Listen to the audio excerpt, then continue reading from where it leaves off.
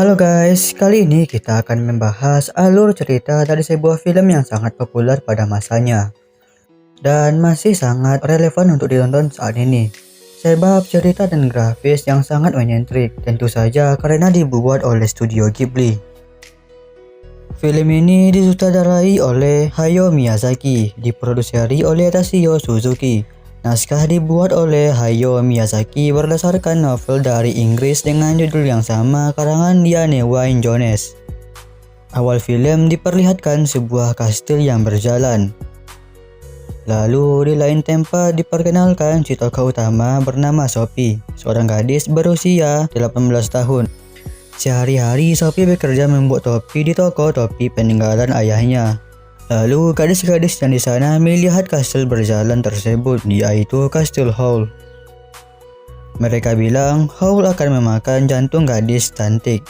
Setelah selesai bekerja, Sophie pergi menemui adik perempuannya yang bekerja di sebuah toko. Di perjalanan, Sophie bertemu dengan penyihir tampan. Rupanya penyihir itu sedang dikejar oleh sekelompok makhluk yang aneh, yang akhirnya berhasil lolos sembari mengantarkan Sophie ke adik perempuannya. Dan ia tiba-tiba menghilang. Tentu saja Sophie tidak tahu bahwa penyihir itu adalah Howl. Lalu adiknya menemuinya dan Sophie menceritakan apa yang baru saja ia alami. Adiknya memperingatkan apakah itu Howl. Jika itu Howl maka ia akan memakan jantungnya. Lalu Sophie kembali ke tokonya. Ternyata yang mengejar Howl adalah seorang penyihir yang bernama The Witch of the West, yang kita panggil saja dengan sebutan Nenek.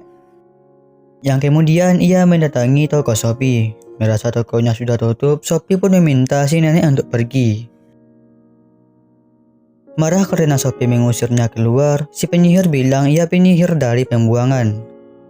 Dan ia pun meninggalkan toko dengan mengutuk Sophie menjadi seorang nenek berumur 90 tahun.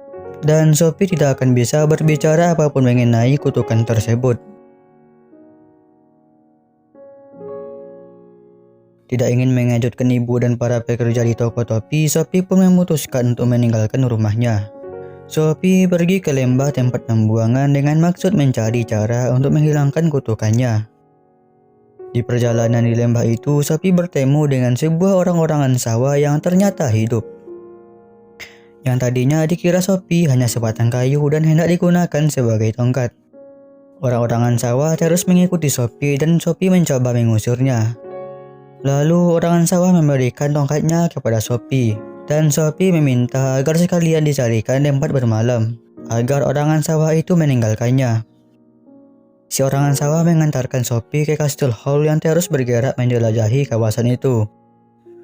Lalu Sophie masuk ke dalam kastil itu, tapi orangan sawah tidak masuk dan ia berpisah dengan Sophie. Sophie masuk dan di kastil itu Sophie bertemu dengan iblis api Calcifer yang mengetahui bahwa Sophie berada di bawah kutukan. Calcifer menawarkan untuk mematahkan kutukannya. Sebagai pertukaran, ia meminta Sophie untuk memecahkan mantra yang membuat Calcifer terikat ke istana tersebut dan menjadi bawahan Howl selamanya. Sophie pun menolaknya karena menurut Sophie membuat perjanjian dengan iblis adalah hal yang tidak baik. Sophie pun beristirahat dan tertidur di depan perapian hingga pagi menjelang. Asisten Howl yang bernama Mark turun dari lantai 2 dan terheran-heran menemukan seorang nenek di depan perapian. Sophie pun terbangun karena ada suara bel pintu dan suara Mark yang menjawab bahwa penyihir Jenkins sedang keluar. Sophie penasaran, bukankah ini istananya Howl? Bel pintu pun berbunyi lagi dan kali ini tamunya menanyakan kemanakah penyihir Pendragon. Pikir Sophie kenapa ada Jenkins dan Pendragon dalam satu rumah. Sophie yang penasaran pun membuka pintu dengan mencoba kenop yang berbeda-beda dan menemukan keadaan luar yang berbeda pula. Dan yang berwarna hitam hanya Howl yang tahu. Mark tidak terlalu memperdulikan Sophie. Sophie ingin memasak menggunakan api Calcifer.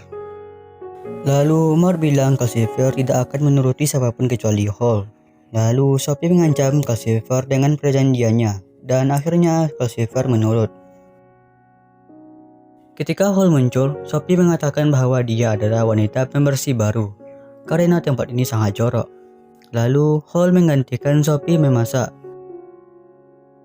Ternyata di kantong Sophie terdapat surat dari si nenek untuk Hall bahwa ia akan memakan jantung Hall. Lalu Sophie mulai membersihkan rumah yang jorok itu dan tidak memperdulikan Calcifer yang hampir padam. Saat hampir padam, Hall langsung membuatnya menyala lagi dan Hall pergi. Lalu Calcifer menjelaskan jika ia mati maka Hall juga akan mati. Lalu Sophie ingin membersihkan lantai 2, tapi Mark melarangnya. Tapi Sophie tetap ingin pergi ke atas. Lalu ia masuk ke kamar mandi yang sangat jorok dan tentu saja Sophie membersihkannya. Dan Sophie juga berkeliling kastil itu. Ternyata ada sesuatu yang nyangkut di atas kastil itu. Ternyata itu adalah orangan sawah.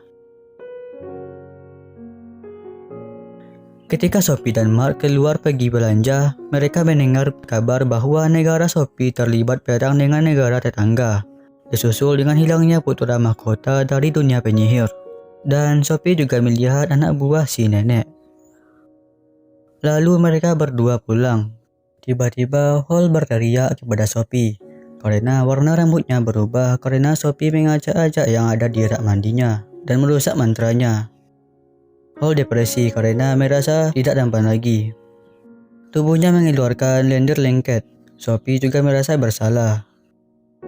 Lalu mereka membawa Hall untuk membersihkan tubuhnya. Hall menjelaskan bahwa si nenek mengejarnya karena dulu Hall lari ketakutan darinya. Hall menerima panggilan dari raja untuk bertarung di perang. Namun Hall mempunyai ide untuk mengirim Sophie dengan berpura-pura menjadi ibunya. Sophie akan mengatakan kepada raja untuk menyatakan bahwa Hall adalah seorang pengecut yang mempunyai dua identitas. Dalam perjalanan ke sana, Sophie bertemu dengan anjing sesak napas bernama Hen, yang dipikirnya adalah Hall yang menyamar.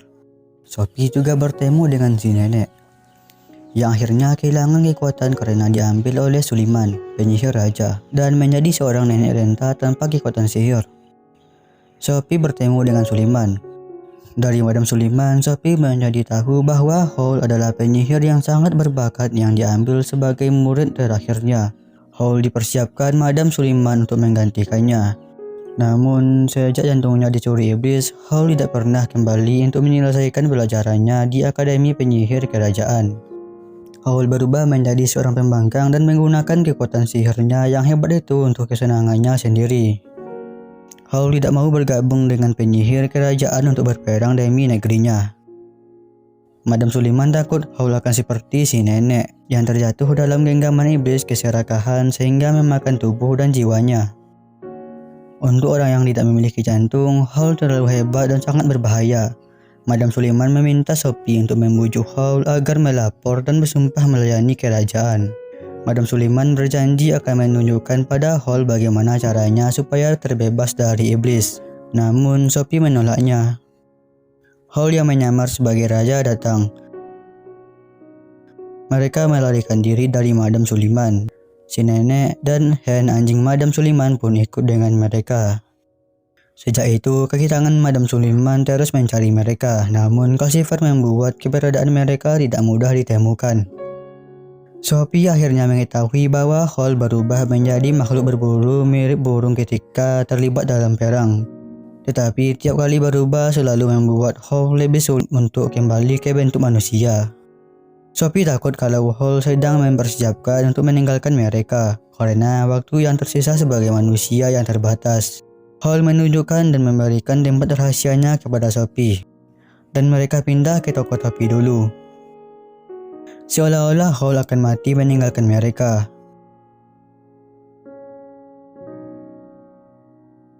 Melalui ibu Sophie, Madam Suliman mengirim serangga pengintip agar bisa menemukan Hall. Si nenek memberikan serangga pengintip itu pada Calcifer, membuat Calcifer menjadi dilema. Menyadari orang yang ia kasihi dalam bahaya, Hall memutuskan untuk turut ambil bagian dalam perang. Beberapa jam kemudian, kota tempat tinggal Sophie dan istana Hall dibom oleh pesawat musuh. Sementara tentara Suliman menyerang toko topi yang dibuat Hall untuk Sophie. Setelah melindungi toko dari pengeboman, Hall menyembuhkan Calcifer lalu pergi untuk mengusir tentara tersebut. Dia berkata pada Sophie bahwa dia tidak akan melarikan diri lagi, karena dia memiliki sesuatu yang ingin dia lindungi sebelum bergabung di perangan. Menyimpulkan bahwa Hall harus diselamatkan, Sophie mengeluarkan semua orang dari kastil, juga memindahkan Calcifer dari perapian yang segera diikuti oleh kehancuran istana. Sophie menawarkan sepotong rambutnya kepada Calcifer supaya kekuatannya cukup untuk memindahkan sebagian kecil yang tersisa dari istana. Mereka menuju ke arah Hall. Ketika nenek mengetahui hati Hall dalam Calcifer, nenek mengambil hati tersebut dan menolak untuk melepaskannya meskipun api Calcifer membakarnya. Sophie menuangkan air ke nenek membuat Calcifer kehilangan semua kekuatan dan kekuasaannya. Sisa istana pun terbelah, lalu Sophie dan Hen jatuh ke jurang. Sophie terus berjalan menuju jantung Hall dengan bantuan cincin sihir penunjuk arah yang sebelumnya diberikan Hall. Sophie masuk melalui pintu ke daerah yang gelap dan menemukan ingatan bagaimana Hall dan Calcifer bertemu.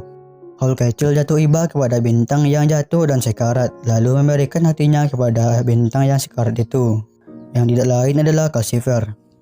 Tindakan ini membuat Calcifer terikat tanpa batas kepada Hall, sementara Hall yang kehilangan hati menjadikannya terikat secara emosional dengan masa kanak-kanaknya.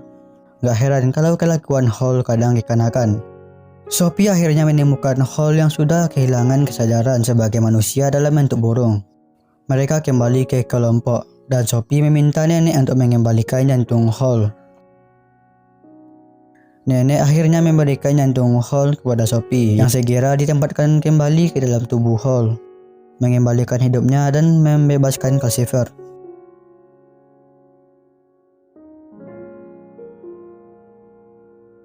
Sophie mencium orangan sawah di pipinya sebagai ucapan terima kasih, yang akhirnya mengembalikan wujud aslinya, yaitu putra mahkota dunia sihir. Ya, putra mahkota yang hilang, terjebak dalam bentuk orang-orangan sawah sampai dia menerima ciuman dari wanita yang dia sukai. Hen menunjukkan adegan bahagia di akhir mereka ke Suliman, dan Suliman memutuskan untuk mengakhiri perang.